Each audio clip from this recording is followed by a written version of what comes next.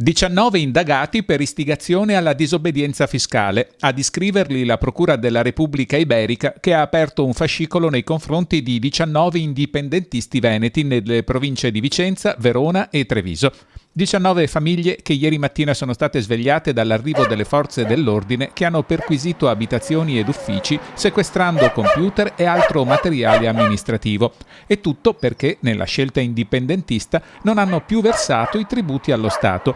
Dei 19, 4 appartengono all'associazione CLN Veneto, che si è accreditata presso le Nazioni Unite prima di attuare lo sciopero fiscale. Noi, in base alle leggi, nulla deve essere dovuto allo Stato italiano. Perché voi in realtà le tasse non le versate allo Stato italiano, ma le tenete, diciamo così, congelate. Esatto, le teniamo congelate, naturalmente le famiglie e le persone che sono bisognose se le trattengono e le usano nei modi migliori. E proprio perché questa associazione si è accreditata, non rischierebbe quanto invece gli altri venetisti. E per gli altri se la vedranno, stanno usando il nostro nome e così, ma sono in definitiva assolutamente non tutelati.